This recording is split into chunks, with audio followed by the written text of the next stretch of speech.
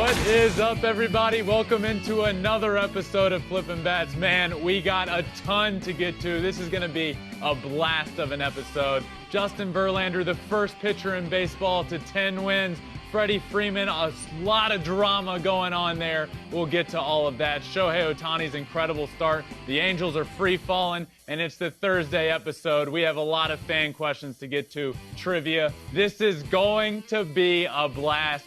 Let's get to it. Let's go. It's a blowout. 8th inning, 10-3. Bases are loaded for Verlander, who waits out the real pitch. He swings, and it's a high fly ball. Deep center field. It is gone. Home run. And a huge bat flip to celebrate. All right, Ben, start the show already. Let's do this, everyone. This is going to be a blast of an episode. I got producer Conrad out here with me today. This Thursday episode is always a blast, always recorded live, so you can watch it if you want. But we really do have a ton to get to. Producer Conrad, pumped to have you out here. You're back in your position over there. Pumped to have you. Glad to be back, man. No one puts baby in the corner except you, Ben, and that's where I get to go, right back to my corner. Let's get it going, though, man. Yeah. I want to start with... I just off the top want to start with my brother, Justin Verlander, becoming the first pitcher in Major League Baseball to 10 wins this year. Now, I don't often talk about him on this show. I feel like I do when I need to, when I should, when it's the right thing to do. And I have to right now. The first pitcher in baseball to 10 wins after not pitching for 2 years. He's 39 years old. He's throwing 98 miles an hour. He's making the Yankees and the Mets look silly on the road, back-to-back starts. It's truly incredible. I tweeted this yesterday after his start against the Mets. Justin Verlander, after Tommy John surgery and almost 2 years of not pitching in Major League Baseball, is the first pitcher to 10 wins this season. Wow.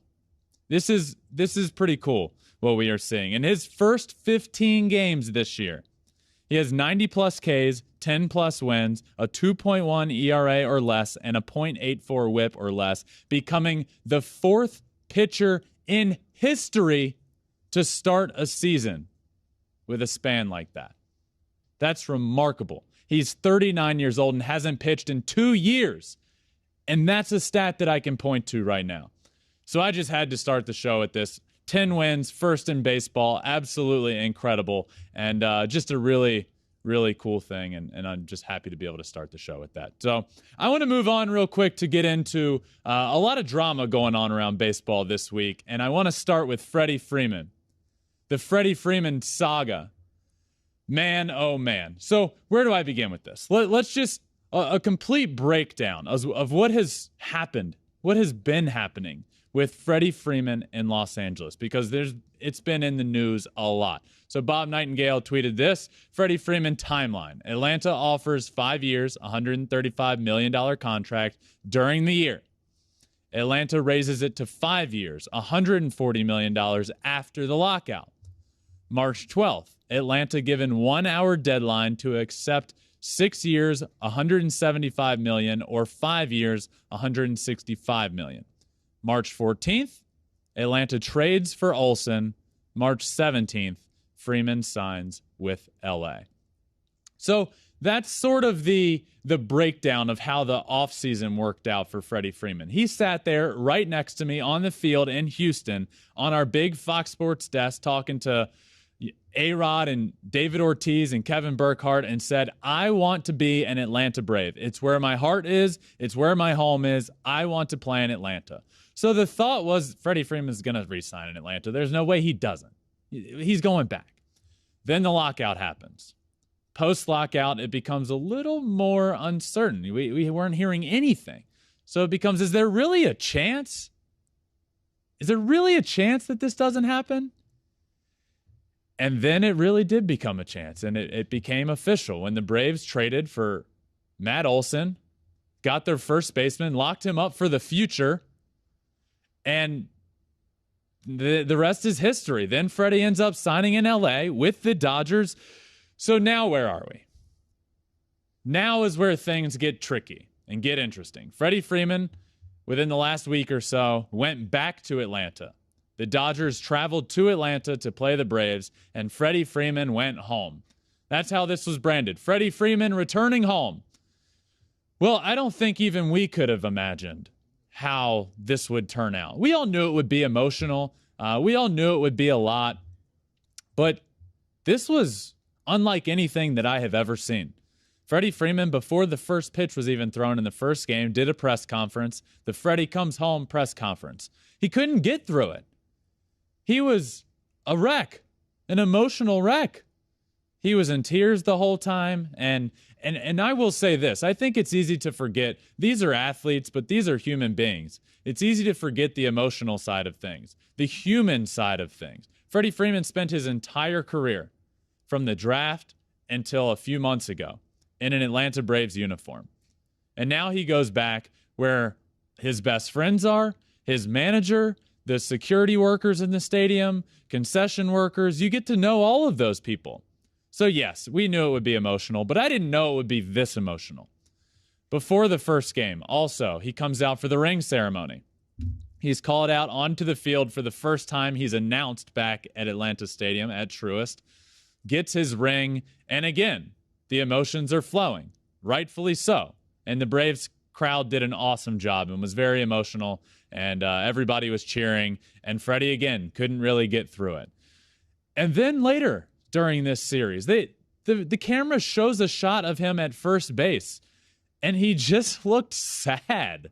There's really no other way to put it except Freddie Freeman goes back home and looked like he wishes he was still an Atlanta Brave. That's just what it looked like, okay? So that begged Clayton Kershaw, legend, Dodger legend, to come out with a statement. Now, Clayton Kershaw does not mince words. He never says things that he doesn't feel. But Clayton Kershaw came out and made a statement about Freddie Freeman and said it was very cool to see Freddie go home. He's obviously been a big contributor for our team. I hope we're not second fiddle, Kershaw said. It's a pretty special team that we have here too. I think whenever he gets comfortable over here, he'll really enjoy it. I hope we're not playing second fiddle to the Braves, says Dodger legend Clayton Kershaw. There was also a statement from Chipper Jones, who stated, I don't agree with the way that Freddie's side has handled this. If you wanted to play in Atlanta, you play in Atlanta. He also went on to say, you maybe take a little less to be happy and play in a place that is comfortable for you. But the main point of that is I don't agree with the way this was handled. If you want to play in Atlanta, you play in Atlanta. Now, I'll get to my point here in a minute, but I just want to continue to lay all of this out. This is pretty much going in chronological order here, and all of this stuff is happening recently. Buster Olney, right after that series, tweets out, breaking news, sources. Freddie Freeman, who has told friends he's angry with how his free agent negotiations played out, is changing representation away from Excel. He is currently listed as being self-represented. Now, Freddie Freeman immediately responded to that, saying, okay, well, wait a second.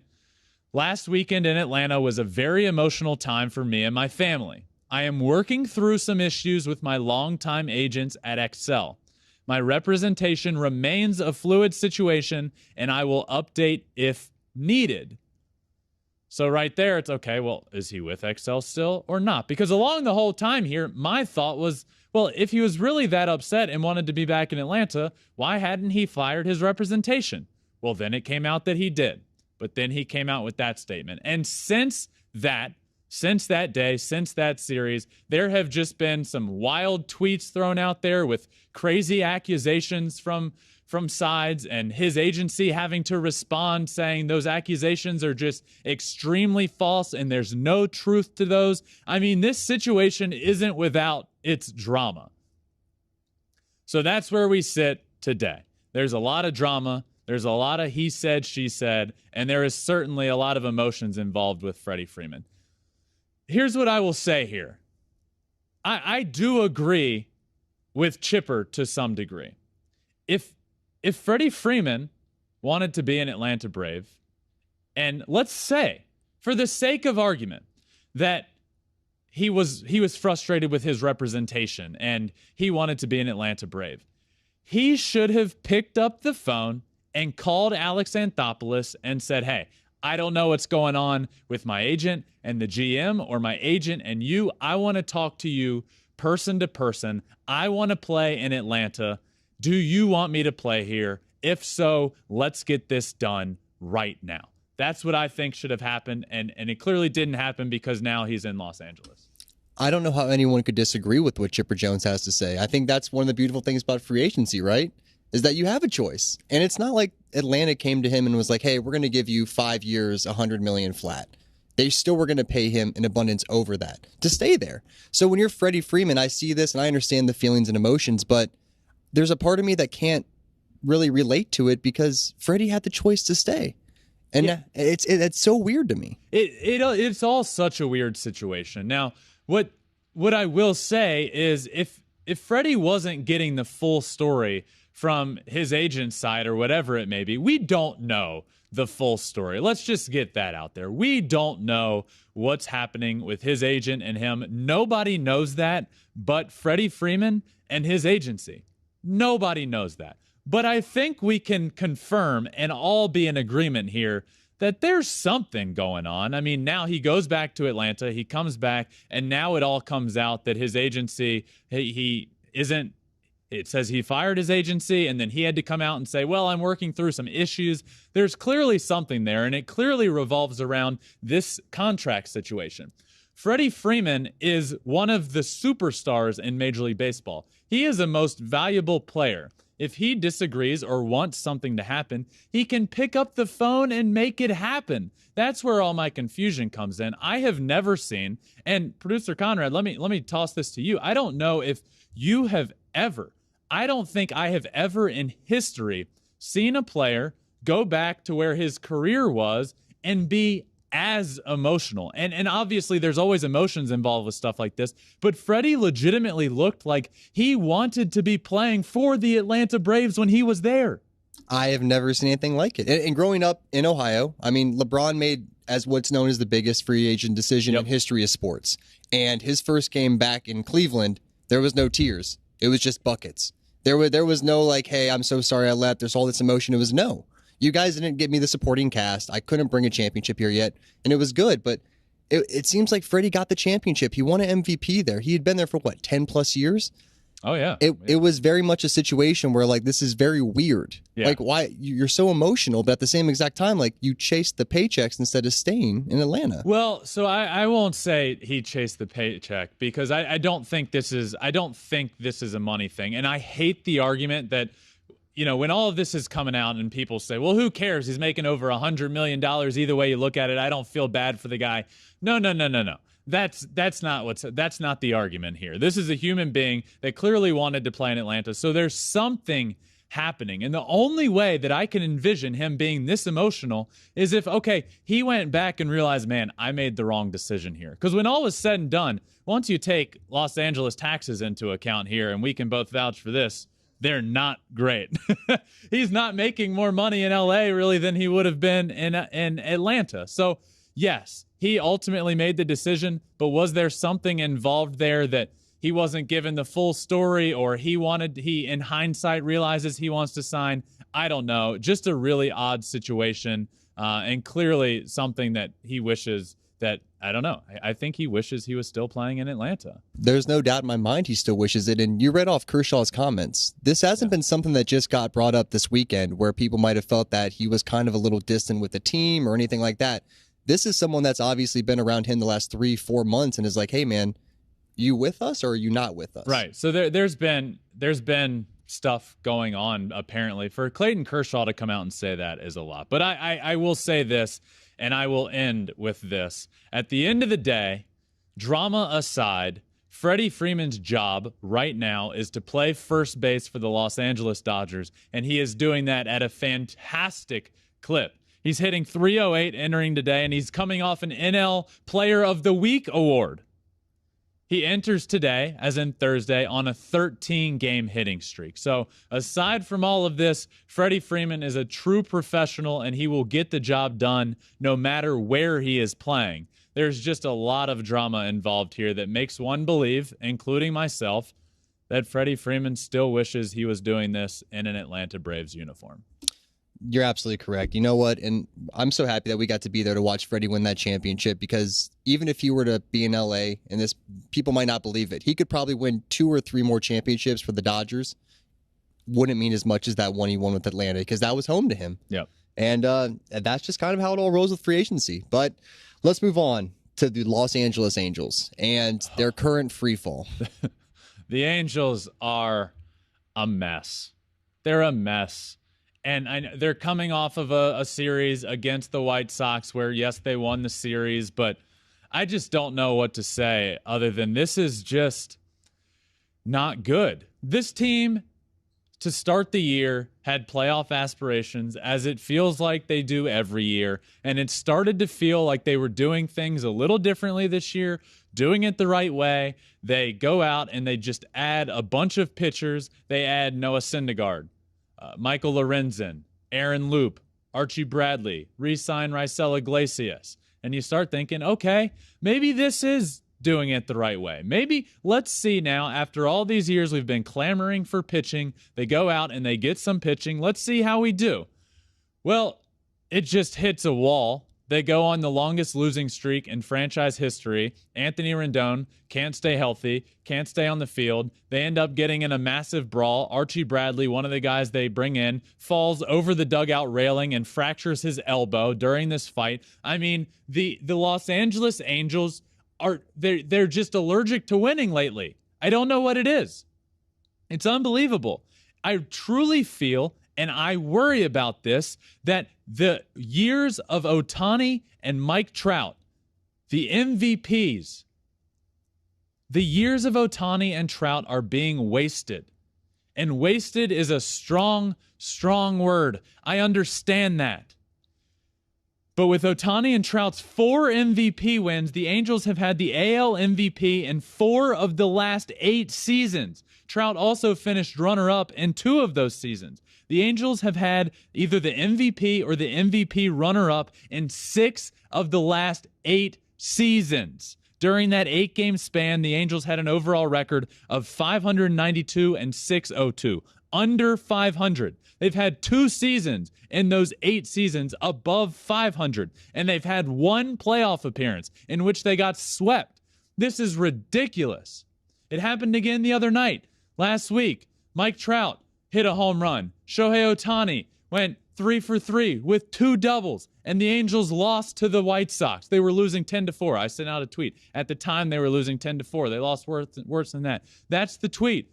That's the all-time tweet. You could tweet this almost every time the Angels play baseball. Mike Trout has homered tonight. Shohei Ohtani is 3 for 3 with a home run, 2 doubles, and a walk. And the Angels trail 10-4. Incredible. That was my tweet. This is remarkable. We are wasting the prime of 2 of the greatest talents in the history of Major League Baseball.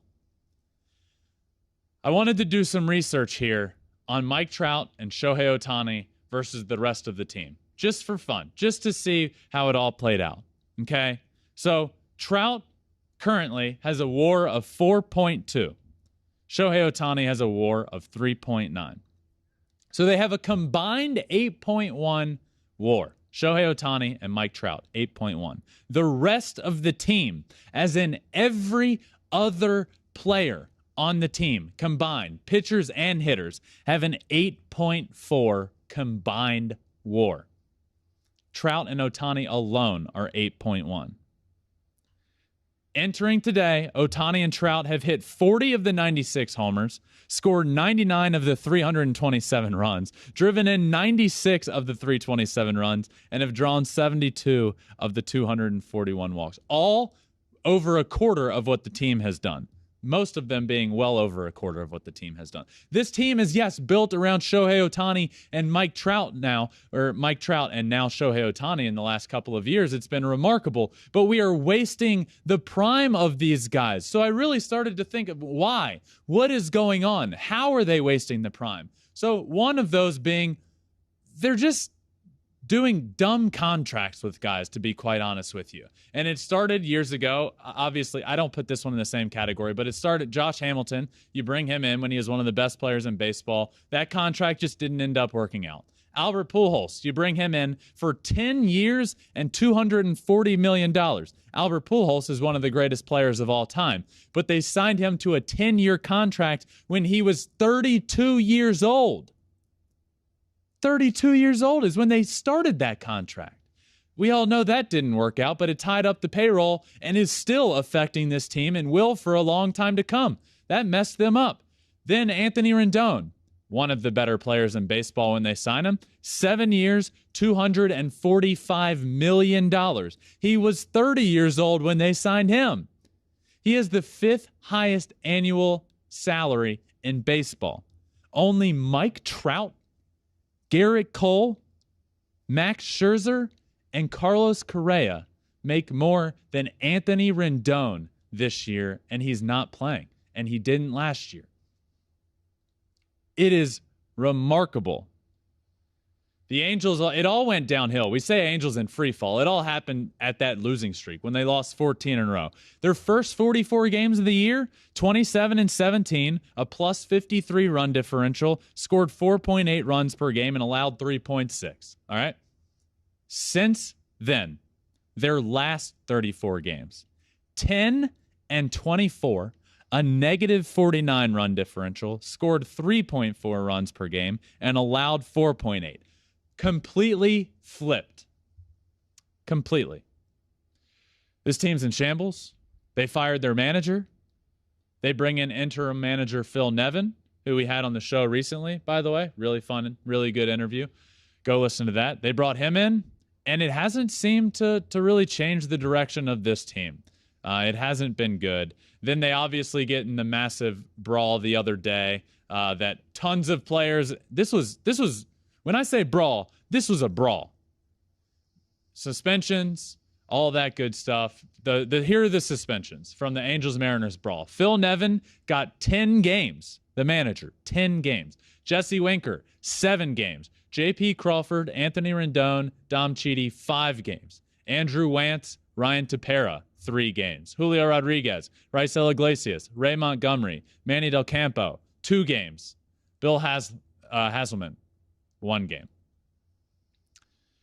Oh man, this is a mess. The Los Angeles Angels are a mess. Phil Nevin declined to say what he thinks about getting a 10-game suspension the other day for the brawl. He laughed at the fact his suspension will end during the Angels series in Baltimore, where his son plays. He said it's kind of cool he'll get to watch his son Tyler play as a father. So, I mean, there's a silver lining. You have one silver lining here. It's Mike Trout and Shohei Ohtani, what they are doing. And what they are doing is better than anybody else almost in baseball. It is remarkable. So, yes, the Angels are in free fall. I don't know how they figure it out. Clearly, they need to do better than they are. This tweet is an all-time tweet, and this reigns true today, and it forever will. You might have seen it already, but I will read this, and you will laugh, and you will see. This is from over a year ago, by the way. But here's the famous tweet now. Every time I see an Angels highlight, it's like Mike Trout hit 3 home runs and raised his average to .528. While Shohei Ohtani did something that hasn't been done since Tungsten Arm O'Doyle of the 1921 Akron Groomsmen, as the Tigers defeated the Angels 8-3. I tweeted something very similar that was facts the other night. That's how true this still remains. The Angels are a mess. They are in shambles, and I don't know the answer. There might not be an answer, but I do have a couple questions. Hit me. At what point do you look at what they're doing over the last 5, 8, 10 years and go, this is not working. We have to start moving some of these names? Yeah, I think so. The blueprint that they have, we've talked a lot about blueprints for success this year and how teams have just figured out a certain blueprint for success. The Houston Astros have certainly figured out. The Tampa Bay Rays have figured out a blueprint with what they have. The Angels had a blueprint, and it's failing miserably. Their blueprint was, okay, we'll have these guys be our core, and then we will just build massive we'll just throw all the money in the world at aging guys who are still on top of the world. Well, guess what? Those contracts don't work out because 2 years into it, those guys are 34. Albert Pujols is 34, 2 years into his 10-year contract, and the production's just not there anymore. So their blueprint for success is awful. And at some point, you're just going to have to tear it all down and build up around guys. And are those guys going to be Mike Trout and Shohei Ohtani? I don't know, because those guys have been vocal about, hey, I just want to win. Mike Trout is locked up for the future. Shohei isn't, and he said, I just want to win baseball games. So the Angels need to figure it out, and they need to figure it out fast. That's the problem. I don't think this is a situation you figure out fast. Because if you're an Angels fan, you look at Ohtani, you look at Trout, and historically with all these big trades in Major League Baseball, the team that gets the superstar is the team that usually always wins the trade, right? And in this case, I don't know what you would give up for either one of those guys. And then you have to get rid of not just one, but both of them. Because if you give up Trout this year or next year, then Ohtani's going to look at it and go, okay, this is a rebuild. I'm out of here too. Yeah. I mean, I don't see a world in which, look, Mike Trout's not going anywhere. He's not. Let's not get ahead of ourselves. Shohei Ohtani just hasn't been wrapped up for the future. So what does his future hold? I don't know, but all he said is that he wants to win, and the Angels aren't winning. But it's not his fault that the Angels aren't winning, which leads me to this next point of Shohei Ohtani continuing to be the best pitcher in baseball over the course of the last month. What we saw over the course last night, he pitched on Wednesday and was again absolutely dominant. 5 2/3, 11 punch outs on the mound. Again, great on the mound. Let's look at June, okay? Let me talk to you about the month of June for Shohei Ohtani. Just really soak this all in, okay? Just this month, Shohei Ohtani has had an 11-game hitting streak, which tied a career high. He has a game in which he had 8 RBIs, a career high. He had a game in which he struck out 13 batters, a career high. Might I add, he did those on back-to-back nights. He has the hardest home run hit of his entire career, 118 miles an hour. And he has a 21 2/3 consecutive innings scoreless streak, all in this month. His ERA is now down to 2.68. Over the last 3 weeks, Shohei Ohtani has put up 2.5 wins above replacement. He has been the single best pitcher in baseball and the 15th most productive offensive player. So many take for granted what he's doing. Don't. I certainly don't. But it's remarkable. Sarah Langs, great with statistics. If you don't follow Sarah Langs, you got to follow her. Pitchers with 30-plus strikeouts and no runs allowed in a 3-start span since 2000. Shohei Ohtani, Jacob deGrom, Chris Sale, Clayton Kershaw, CC Sabathia, John Lackey, Johan Santana, Pedro Martinez, Chan-Ho Park. Ohtani has also hit 4 home runs during the span. How, I feel like I'm constantly saying this. How does everybody in the entire world that loves the game of baseball not appreciate Shohei Ohtani as much as I do? We will never, ever see a player like Shohei Ohtani again in our lifetime. And we have never seen one to this point in Major League Baseball history. He's in the midst of 21 2/3 consecutive scoreless innings. Guys, in the last month, Shohei has been the best pitcher in baseball. He also rakes at the plate. It is remarkable. So we talk about the Angels and how they're not playing great, but Shohei Ohtani is on top of the world and absolutely dominant. He is 8th in baseball in strikeouts. 8th. He has 2 less starts than everybody ahead of him on that list. It's unbelievable. That's the word that comes to mind with Shohei. Well, a couple do. Legend, unbelievable, perfect, great, greatness. I could go on, but I mean, it truly is. He continues to be, and I need you to hear this. He has been the best pitcher in baseball, and he's also hitting at an all-star level and raking at the plate. He has 16 homers on the year, and what he is doing is just remarkable. It is absolutely remarkable, and it's time to get to a little segment we're doing with the top 5 best pitches in baseball. Mr. Ohtani might be on this list. Maybe he is. Let's talk about it. I wanted to come up with my top 5 pitches. So any pitch from any pitcher, but top 5 pitches in baseball. So let's get to that, and let's start at number 5. At number 5 on my list, I have Kevin Gausman's splitter. This splitter is dynamite, and ever since the last 2 years, in the last 2 years, Kevin Gausman has totally transformed his game, and his splitter is absolutely on this list. Let's move on to number 4 on my list of top pitches in baseball. Devin Williams' changeup. It's unbelievable. It might be one of the greatest changeups there is. I mean, obviously, you have Pedro Martinez's changeup, but Devin Williams' changeup is unbelievable. Moving on to number 3, Shohei Ohtani's splitter. There it is. We were just talking about him and how he has been the best pitcher in baseball. The best pitcher in baseball over the last month.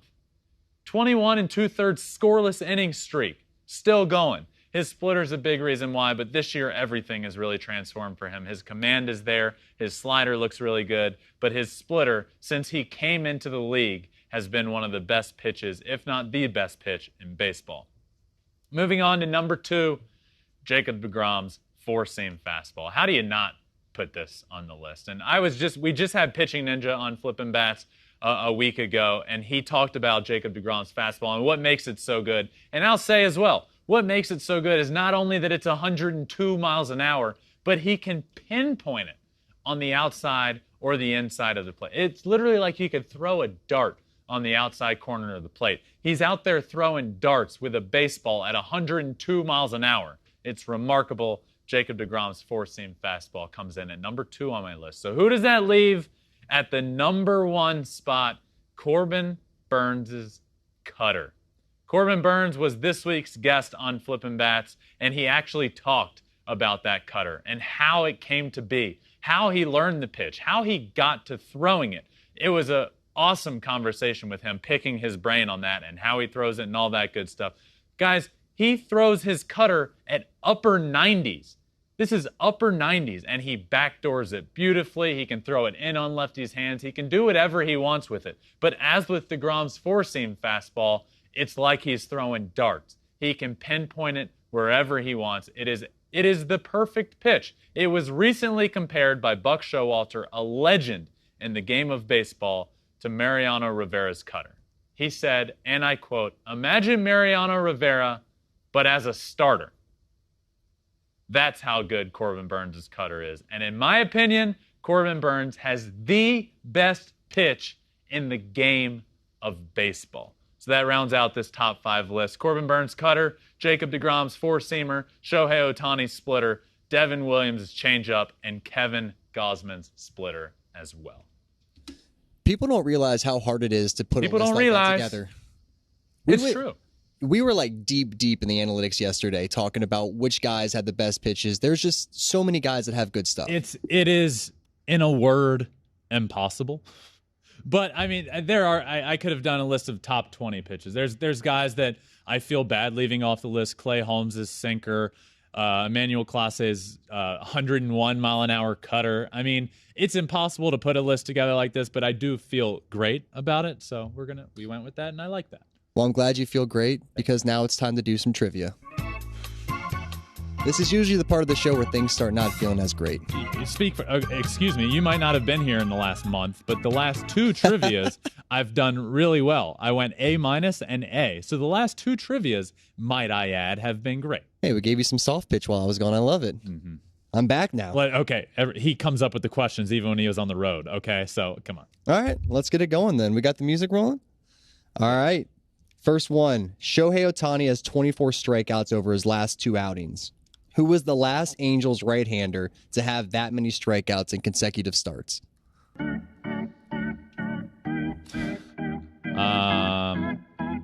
John Lackey. Ooh, Nolan Ryan. It hasn't been 1979. Nolan Ryan? Yeah. I've heard of him. Pretty good. Yep, pretty good. Pretty good. All right. 0 for 1. Next one. Got a couple of good Ohtani ones in here. You ready? Who has more career home runs? Shohei Ohtani or Ichiro Suzuki? Oh, Shohei Ohtani does. Oh, sorry, wrong. Ichiro. I meant Ichiro. I meant Ichiro. You meant Ichiro? Yeah. Oh man, that one's tough. Yeah. So I did know that. I just blurted out Shohei Ohtani, but so I won't give myself credit for that. I'll deduct myself some points. I will say I was wrong, but I did know that one.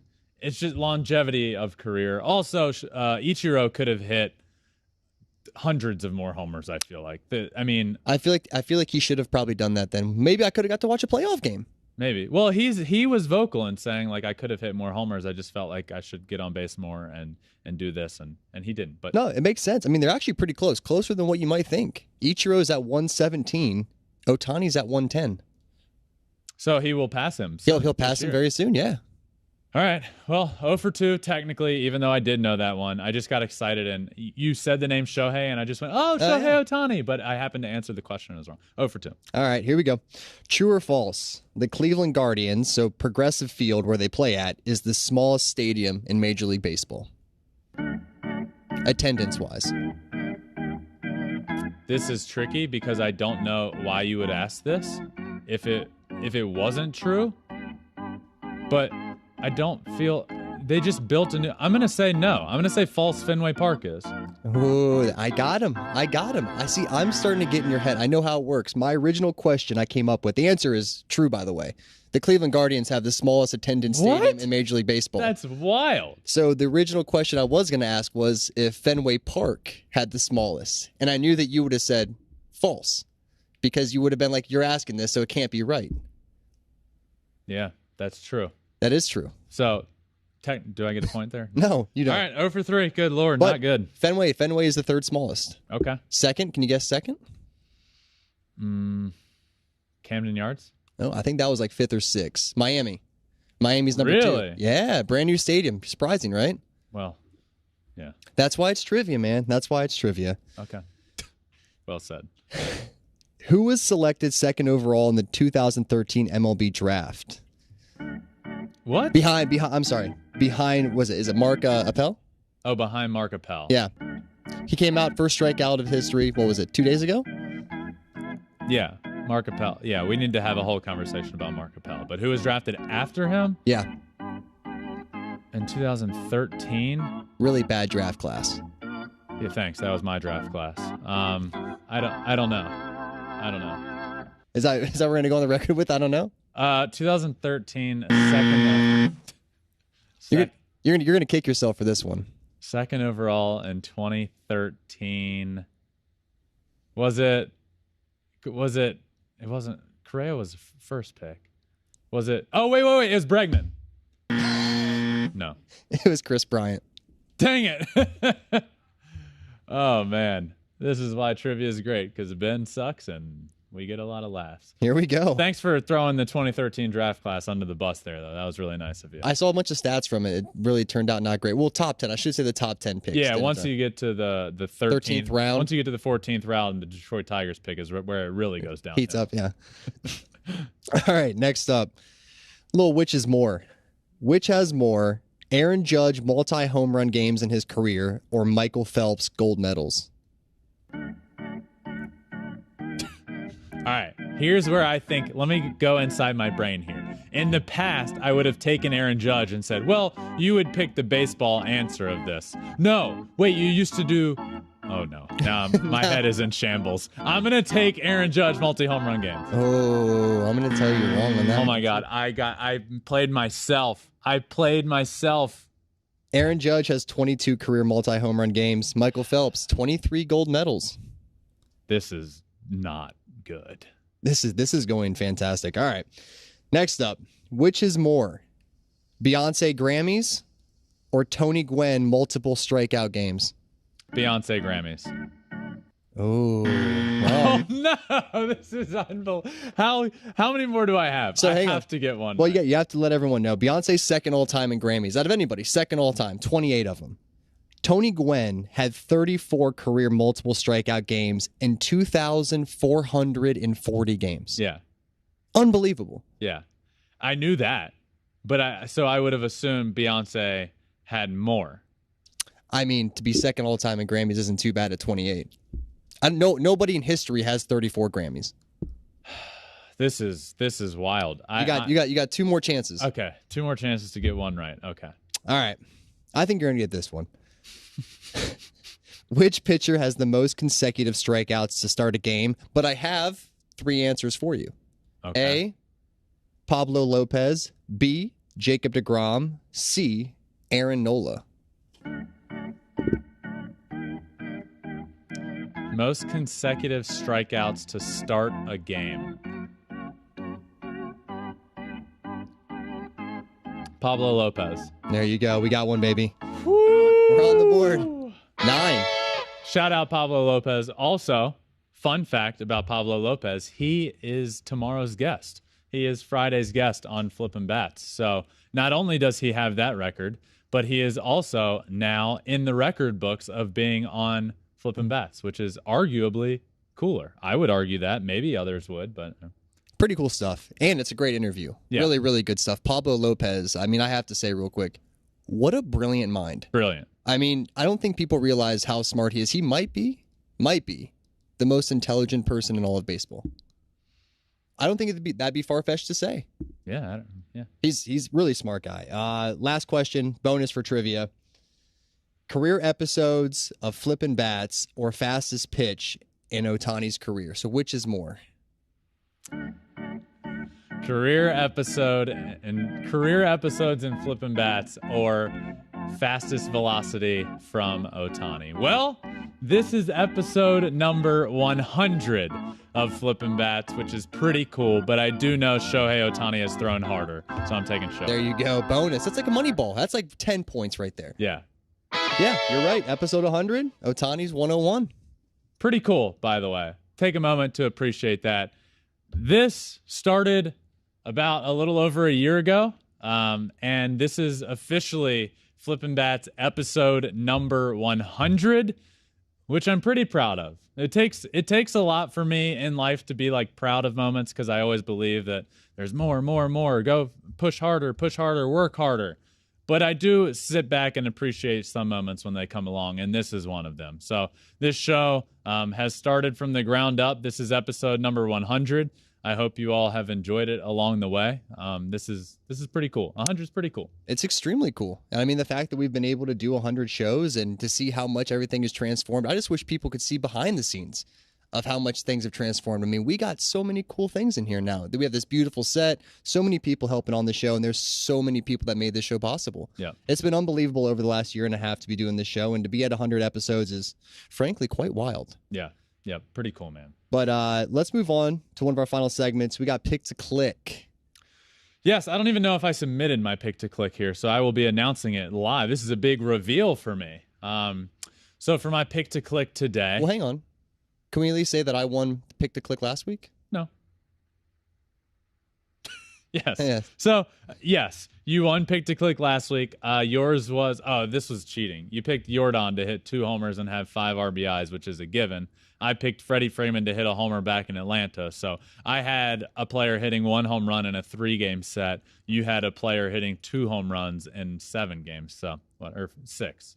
It's okay. You have the 2-1 record lead all time. I do. 2-1 all time. So pick to click. Would you like to lead off today? No, man, I'm going to let you go first. Okay. My pick to click today, which we're not going to have a topic for, I don't believe, topic bar for, because I didn't submit this until just now. I'm going to take Robbie Ray, friend of the podcast, who's been pitching much better of late. He's been looking really good, back to his Cy Young form. I'm going to take Robbie Ray in his outing next week, or this coming, between now and next show, to throw at least 7 innings and to have 8 or more strikeouts. Ooh, I like that a lot. I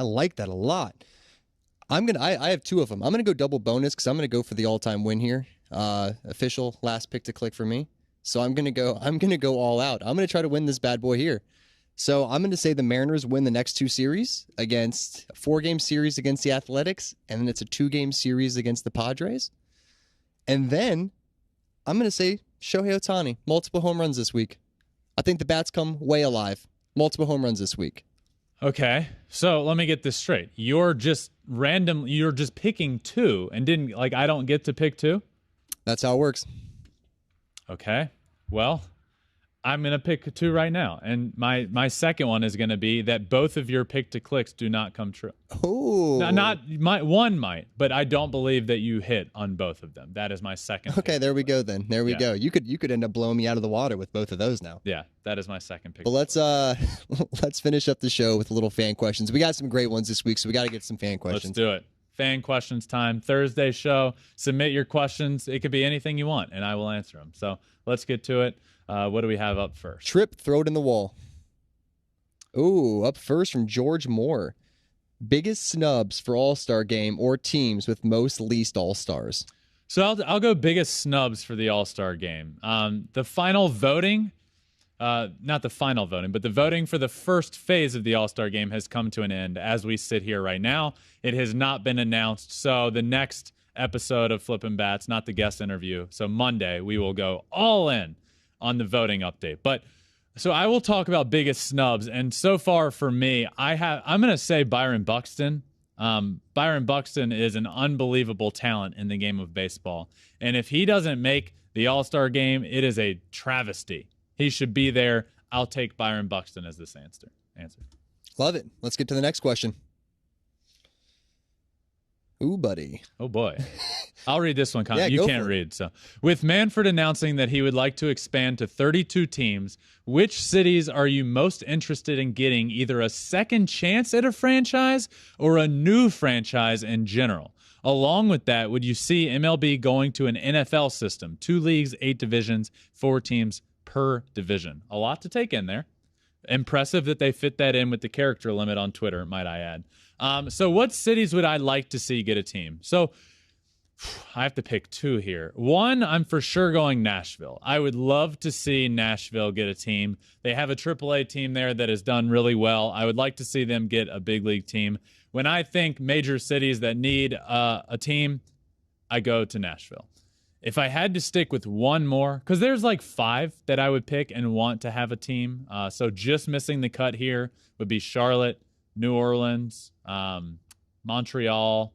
Would love to see them get one back. Second, I'm going to take Las Vegas. It just seems there we go. with this trend of teams moving to Vegas, everything turns to gold.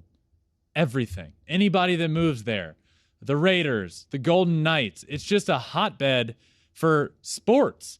Why don't we have an MLB team there yet? I do believe when the league expands to 32, whether it be a team moving franchises to there or them being one of the expansion teams, I do believe we will get one in Las Vegas. And to answer your last question, do we see an NFL-style system? I'm not exactly sure how it's going to work, but I do believe we are looking at a complete and total overhaul of what divisions and leagues and all of that stuff looks like. They're going to have to change it up. The travel, as of right now in Major League Baseball, can be ridiculous for some teams, including but not limited to the Seattle Mariners, who have the worst travel of all. I do believe we're looking at a complete overhaul in the next few years in Major League Baseball. Yeah, I would agree. And I think your point on about Las Vegas. I lived there for 2 years when they brought in the Vegas Golden Knights and they announced the Raiders were coming. It's a very transient city. Not a lot of people are born and raised Las Vegas, but I'm telling you what, that city loves its sports, and they show out. They certainly do deserve an MLB franchise, and it's going to work there. It really will, whether it's the Athletics or someone else. Yeah. I think Vegas deserves it. Nashville would be so sick, though, too. That'd be so great. Transient, good word. Yeah, you like that? Next question. Okay, this one comes from something to do with Bitcoin. Which City Connect uniform is your favorite? Oh, this is a good question, and I've been wanting to. We're gonna eventually do a top 5 City Connect uniform list because I love lists. But what is my favorite? This is tricky, and this is coming right on the heels. The Padres City Connect uniforms haven't yet been revealed, but they have been leaked, and man, they are something. I don't know yet if I love them or if I hate them, but they are something. Which is my favorite? I really like. I can't pick one right now. I love the I like the Brewers' new ones. I like the Angels. I love the Astros Space City ones. I like the White Sox, the South Side ones. What if I just named everyone here? What if I just said, I like these? So those are the few that jumped out. I really like the Angels. Those have grown on me. I really like the Astros, White Sox, Brewers. Those ones are the ones that jump out to me. Padres, number one, hands down. Do you like them? Actually, I really do. I know we have a lot of Dodgers fans in the house, and they're all very upset. They don't like him at all, but I think the Padres actually crushed it with it. Well, Dodgers fans get upset when you like anything that doesn't have to do with their team. So this is I'm just kidding. That got under the skin of some people back in the control room. But of course Dodgers fans aren't going to like anything to do with the Padres, okay? But I think we can all say, and I think Dodgers fans would agree here, Dodgers fans don't have the best City Connect uniforms. They're not great. But let's say that for another day. One more question. Let's take it.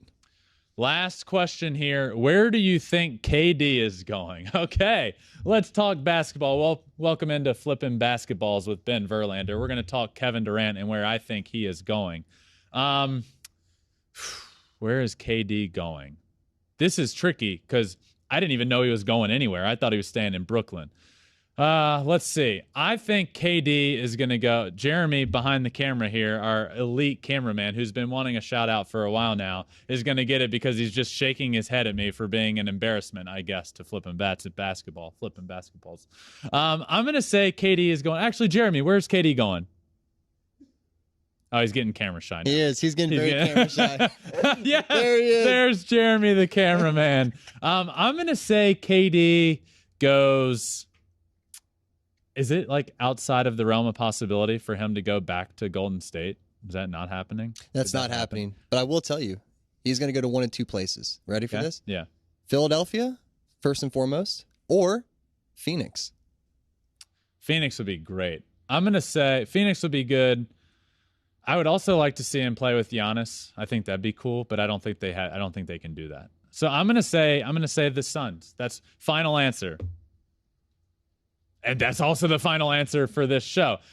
Quick second before I wrap up. This is episode number 100 from Flippin' Bats. I know I touched on it a little while ago, but I could go on and on and on thanking the people that need to be thanked to get here. But just to the entire Fox Sports crew, producer Conrad involved, producer Bartlett involved as well now, all the cameramen and women involved, the director, the social people behind the scenes, my bosses. I could go on for days, but this is truly special to be at 100 episodes and to have the guest list racked up that we have had. We've had Cy Young winners, we've had MVPs, we've had everything across the board. It has been special, but most importantly, this has been really special for me as well to be able to do this. I love the game of baseball. I love talking about baseball, and to have a show that I can now say is at 100 episodes.